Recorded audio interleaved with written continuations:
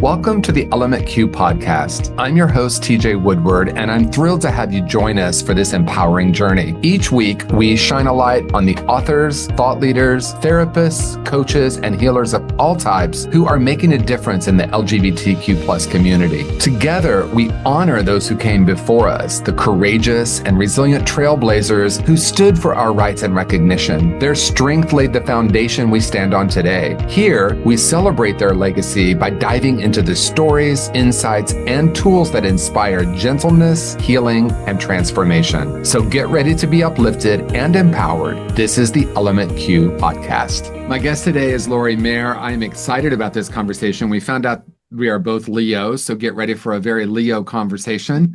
And before we hit record, we were talking about this idea of the LGBTQ plus community and the deeper healing.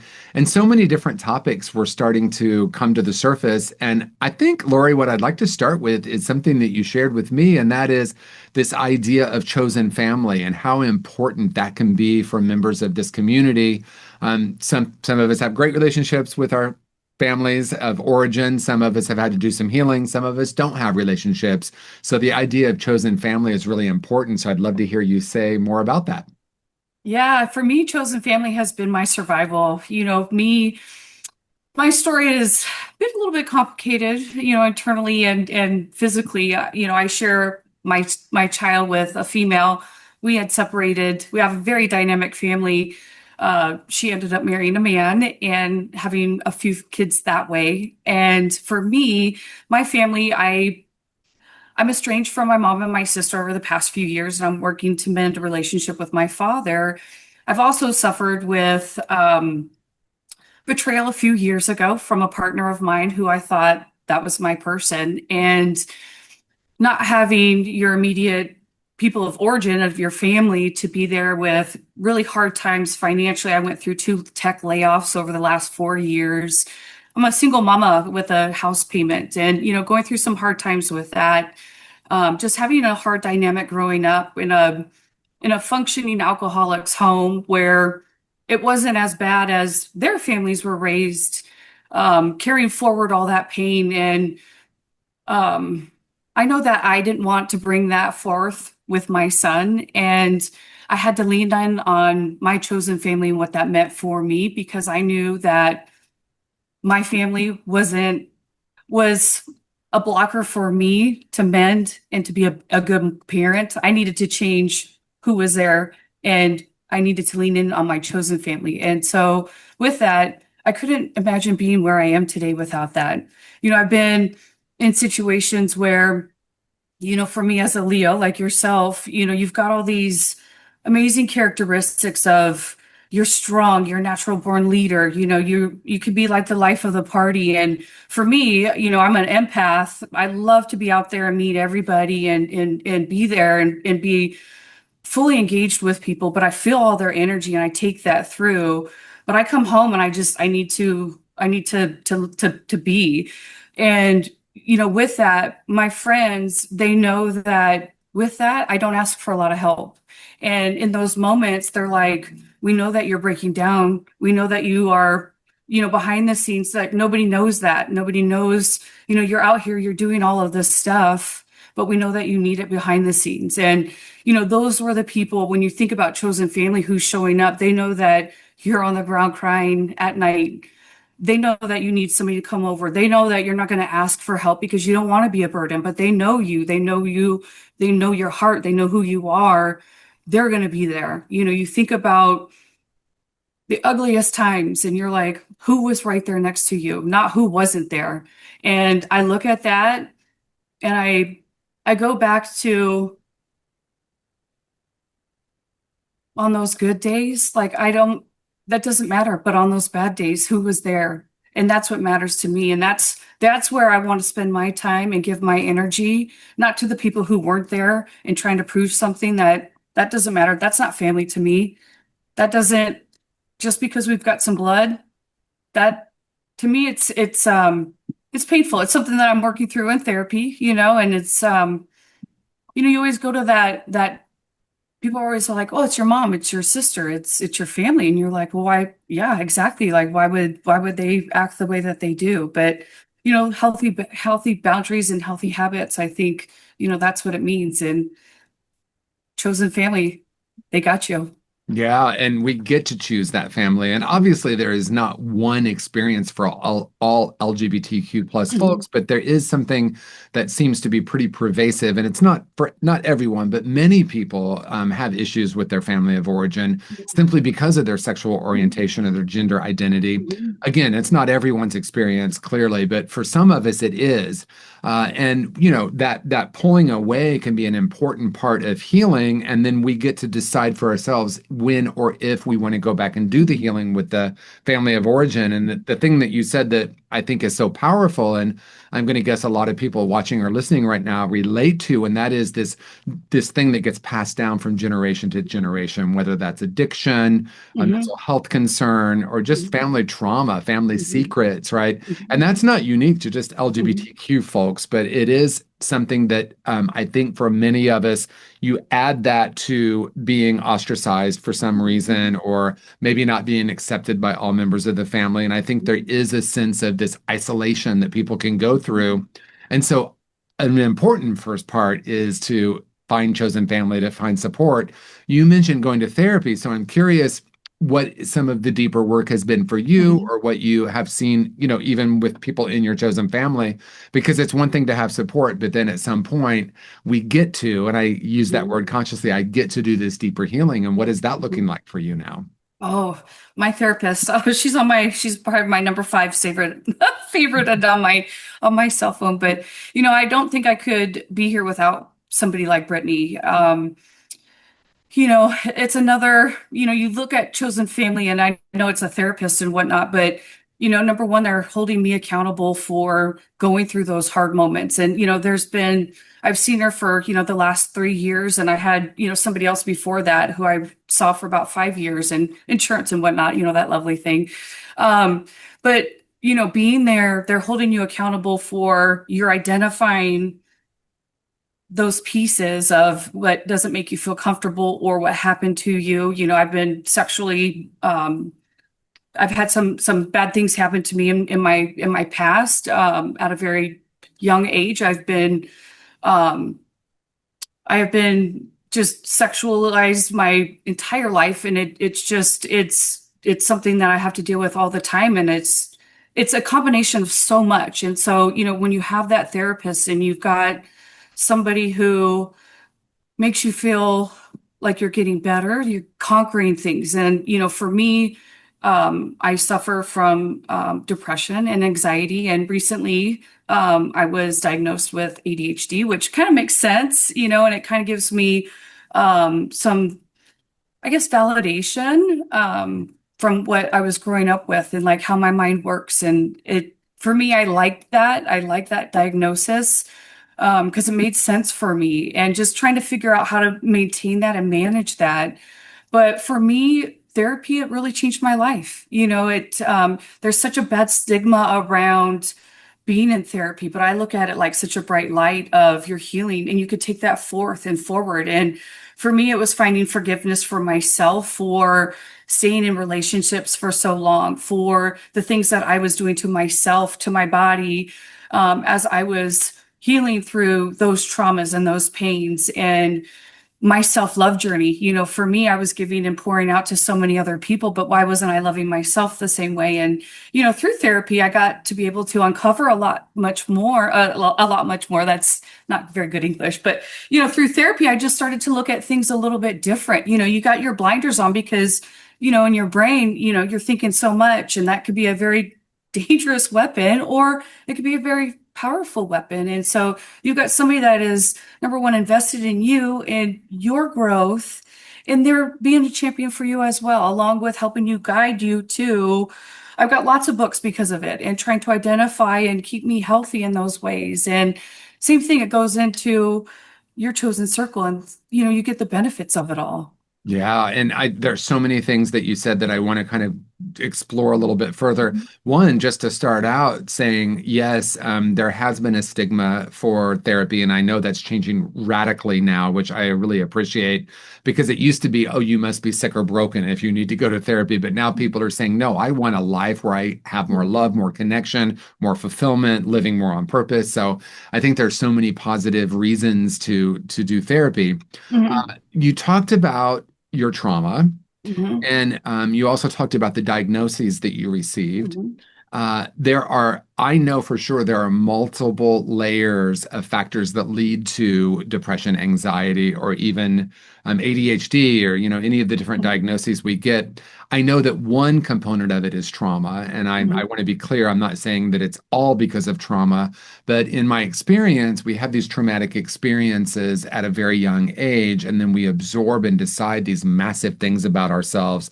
You talked about, showing up for these relationships in the way that you did, and I know in my own journey and in thousands, literally thousands of clients I've worked with, it's not possible to make other decisions when we believe that we're broken or damaged, right? And that was my experience.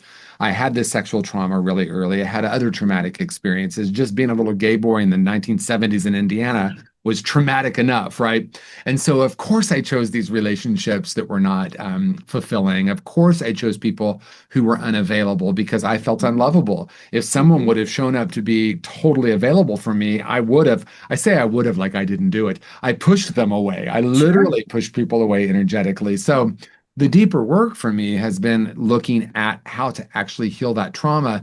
It's Mhm. this might be a little controversial to say, but it's less about working on those relationships. Sometimes we need to get out of them for sure. Yes. But the deeper work is doing that healing, and then I start to choose differently for myself over Absolutely. time. Yeah, I just really want to thank you for really going into your own journey with it and letting people know where you're at because I think that's really healing. Mhm. I think about shame. Shame is there's something wrong with me, and I carried so much. And the way we work with shame is having conversations like these. Mhm. I Yeah. have a lot of shame. Why do you think that there's so much shame in what we carry and why we carry it?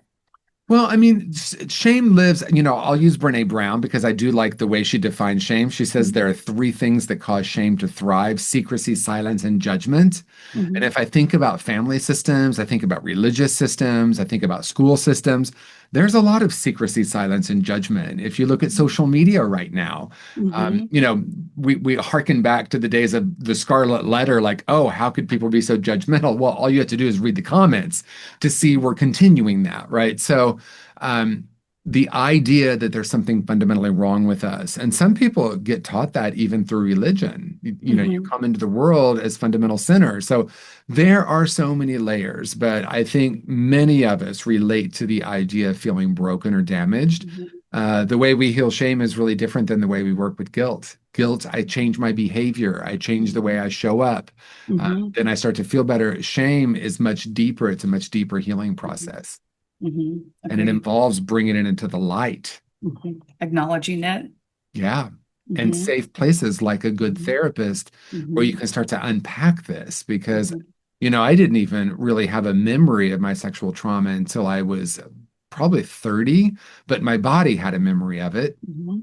I would feel myself being reactive a lot or having the experience of closing down or being angry for no reason or feeling this wave of shame if I was around, certain types of sexuality or I felt attracted to someone, I would go into shame. So I knew it was there. And I just at one point thought if I could know exactly what happened, then I'd be free of it. How about in your journey? Oh, I feel shame. That was a big one for me. That was a hard one. And then trust. I think those have been my two. Abandonment and betrayal later in life. Yeah. I think that's hard because, I'm such a big believer in love and feeling and whatnot. But it's when I open my heart back up, it's, is this person going to stay? Are they going to go? And it's learning to trust again, and it's learning to count on people, and it's not being afraid because I live in an authentic way and not being afraid. Because you hear about that all the time of people are like, I don't want to love again because I'm afraid of being hurt. Well, of course, but you gotta put yourself back out there. We're not we're human beings. We're not made to be alone. We're designed to be with people, and there's so much that we get from people. And I don't want my jaded past to hurt me. I don't want that, and I want to be loved the way I love and deserve that. And so I don't want that. So just it took me a while to get through therapy of like learning to forgive myself and to start pouring that love into me. And so, you mentioned it earlier of like, you were seeking out people that, either weren't emotionally available or just kind of the wrong person. And, probably me too, or you've got a trauma bond with somebody you probably shouldn't too, because you're like, hey, you know what? I'll give you safe love because I want it too. And you've had a hard life. And you're like, well, wait a minute, that's not the right move for you, Lori, either. And so, but part of that, I would not have identified a lot of that if it wasn't for therapy. And it was like, okay, hey, Brittany, you know that I'm starting to date again. And I'm like, hey, I don't want to fall into this trap. Two things, like I know that for me personally, like I'm a big giver. I don't want to give more in this next relationship where I start to lose the things that I'm doing for myself now. And then I want to make sure that I'm not going for somebody who's not emotionally available. And so it's like learning all these things, but you have to do that deep work and you have to get gritty and ugly and face a lot of that. And so for me, I think forgiveness for myself to get through that shame because I was so strong for everybody else, but then it had to be like, okay, girl, like you've got I had, a lot of vices that I was using as numbing coping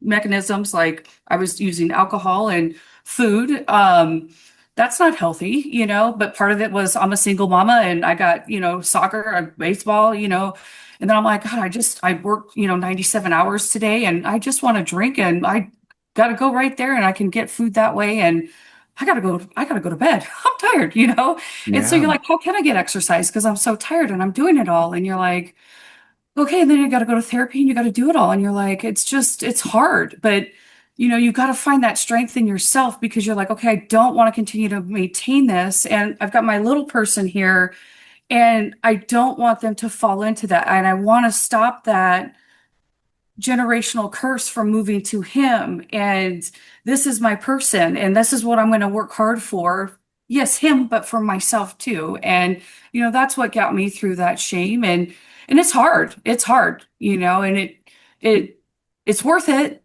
Yeah, because you're worth it. but what I say is the only thing that's harder than addressing the shame is not addressing the shame, Yes. right? But it's a Yes. very different kind of difficulty because in the beginning, being able to lean in and feel, it doesn't mean we have to go back and re-experience the trauma. I don't think that's how we heal trauma, but it's alive in our body, right? We're aware that we have these patterns. And I actually, rather than calling them coping mechanisms, I call them brilliant strategies. Oh, And the you reason don't know I how to do steal is that. we are trying to heal. We're even in Mhm. these relationships that we can look back on and think, oh my gosh, yes, it was a trauma bond. Yes, this person was unavailable. Yes, I was trying to save someone. I mean, my mother said to me, I think I was in my early 20s and she met a series of my boyfriends. She said, it's really weird you didn't bring home stray animals when you were a kid.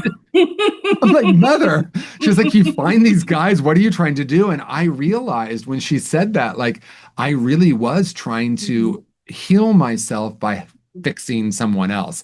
Mhm. And I use the word fixing consciously because at that time I thought the person was broken because I thought I was broken, right? Mhm. And I love what you're saying because I think so many people will relate to what you're sharing. There are so many single parents out there who are going through what you're going through and talking about like how am I eating? What is my relationship with alcohol? All the things you're bringing up. And I think for me, when I can pause and allow myself, because you talked about self-forgiveness and self-love, these are really important. When I can start to actually lean in and let myself feel that which I'd been afraid to feel. Mhm. Yes, it is difficult in the beginning, but on the other side of that is a profound freedom. Mhm. Ooh, I love that. You are afraid to feel, but you're letting yourself. Yeah, because that to me really is a big part of the healing. It's these things happen to many of us when we were so young and we didn't have the capability to feel it at the time. A lot of us, get told all kinds of messages not to feel or not to, that somehow our experiences have validated at the time.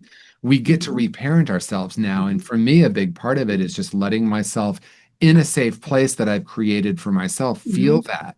I remember just feeling like I always was carrying a lot of sadness. And I realized it's because there was so much sadness from my early childhood that I never let myself feel. And Yeah. I let myself feel that, I started getting lighter and lighter and lighter Yeah. over time. Yeah.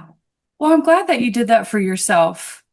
And especially as a man, and that's, society has that so much pressure on a man of you can't feel, you can't cry. And you're like, well, first off, my body's going to do what it's going to do. So let it. And, I referenced earlier, I've got a little 12-year-old who's going on 72 and we talk about emotions and he's got an EQ that is, off the chart. And I want him to know that it's okay and to talk through it and like feel it. And, you got to feel it to heal it. And, he's got two different homes and two different styles of parents that are like different with emotions. And I'm like, son, you feel it.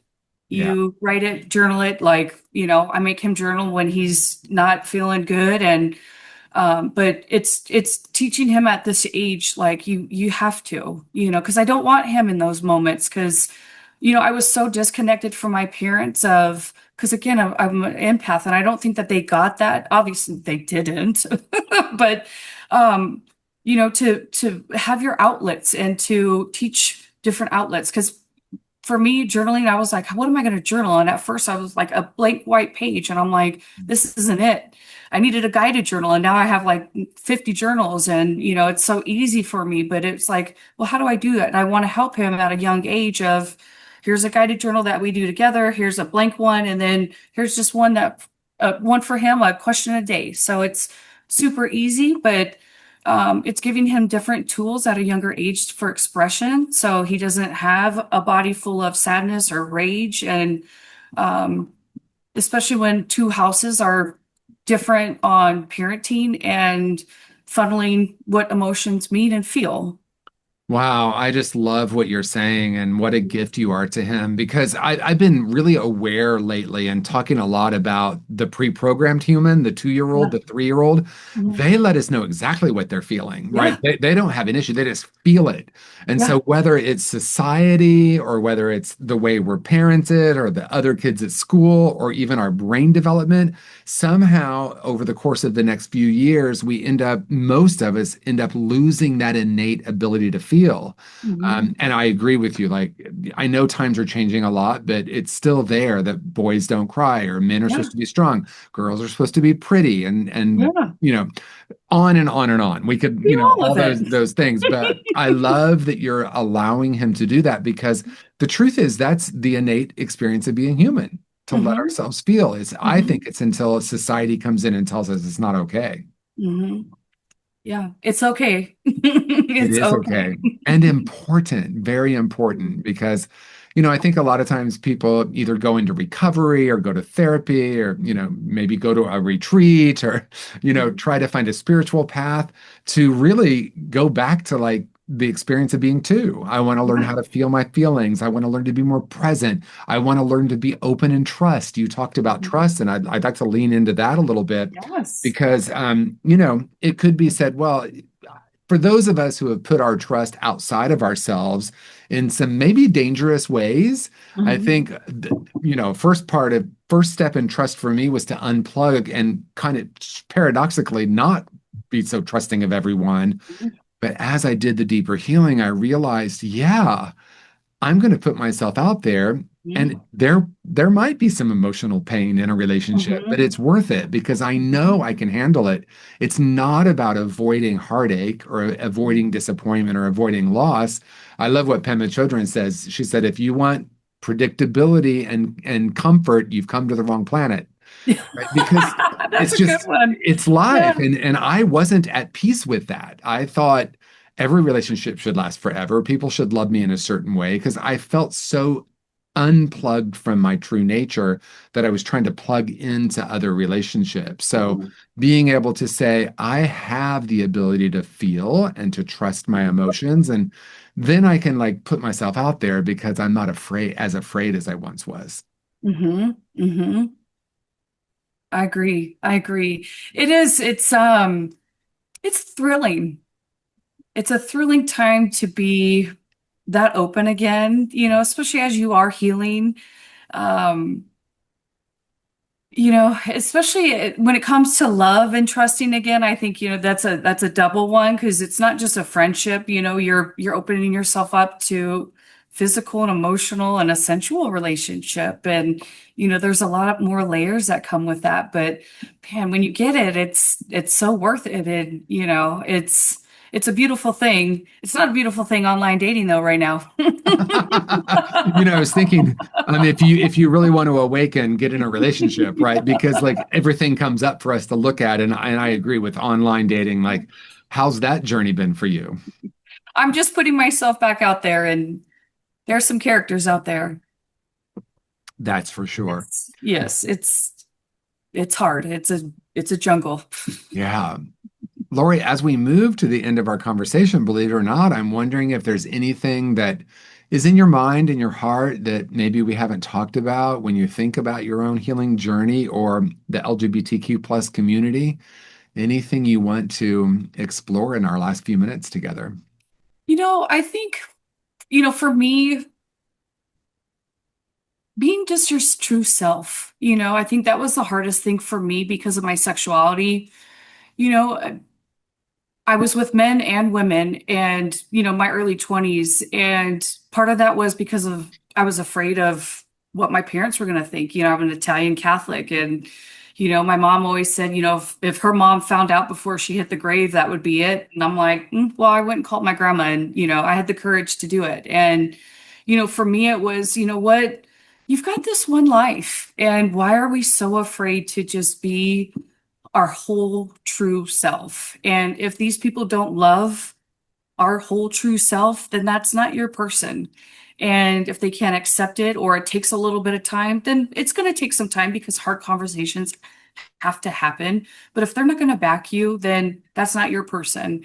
And it is going to be hard and it is going to be tough, but that is life no matter what. We're going to have our good times and our bad times. But in reality, it's being who we are and who we're meant to be. And we change so much in our lives. We have so many different chapters in our lives. But, the more that we can get to who we truly are meant to be, give ourselves grace along the journey and continue to fuel ourselves with the people that love us the most, whether that's our chosen family, our blood family.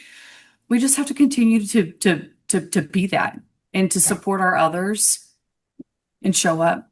Yeah, and I'm thinking about the layers of that because like chosen family is so important because we get to choose people who are supportive and open.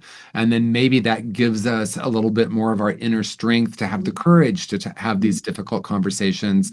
And again, it's not everyone's experience. Some people have a perfectly wonderful experience of coming out or being a queer person in their family. And some of us do and some of us don't, right? And the layers of that. And the more I learn to trust myself, and the more I am, as you said, in touch with my authentic self and creating places, spaces where we can be ourselves. And that does give us the courage. And honestly, I think that's how the planet gets healed too, because Yes. I think there's a tendency, and it's very pervasive right now in our culture, to be in these different camps. I can't agree with you because of your religion or your politics or your socioeconomic status or your race or your sexual orientation. And I think true healing comes from having the courage to have these conversations. I have Yes. family members who have very different perspectives than I do, and we find a place to really love one another, not just tolerate or accept, but like I came to a point where I realized I'm not my opinions. And when I realize I'm not my opinions, I can actually be way more available to hear someone else's, even if it's different than mine. And we're all going to learn different. My son and I were talking about that the other day because I have a different opinion than his stepdad on a few things. And, we were talking to just about differences, and he's like, well, how do you feel about that? I'm like, it's great because you get to have different viewpoints, and he's got to learn that as well. And, he's exposed to it, but it also challenges us to think different, and we might be surprised on what we're going to learn, or we could just be like, I don't agree with that, but why would you want to be around somebody that looks like you, feels like you, thinks like you, and is just like that? Like, how boring would that be? Like, I love a colorful world because it makes us better. Yeah. And sometimes there's a place for that, right? There's a place where I do want that. And then there's a place where I feel safe enough to expand that. And I think both of those experiences for me were part of my journey, and now I realize I'm at a place where I really honor differences and I want to hear differences. And like on this show, I want to bring people on that have different points of view because Sure. I could choose all the people I know that just agree with me on things, but it's much more interesting to hear different Yes. points of view. So thank you, Lori, for bringing your point of view TJ, thank today and you. your willingness to share your own personal journey, because that's where I think we really meet. That's where Yes. humans really meet, is hearing one another's story. And I know there are people who are watching or listening who you're going to help by your story. So thank you. Well, I appreciate that. Thank you for hosting. I appreciate you. And happy birthday, my fellow Leo. Happy birthday to us. Yes. Thank you so much, Lori. I appreciate Thank you. Everyone, like and subscribe and share. You know what to do. Peace and blessings, everyone. Thank you for joining us for this episode of the Element Q podcast. It's an honor to walk this path of healing and transformation with you. Remember, the courage and resilience of those who came before us live on in each of us. Let's continue to carry their legacy forward as we support one another in creating a world filled with love, gentleness, and empowerment. If you enjoyed today's conversation, please subscribe, leave a review, and share this podcast with someone who needs to hear it. Together, we're building a brighter future, one story at a time. Until next time, I'm TJ Woodward, and this has been the Element Q podcast.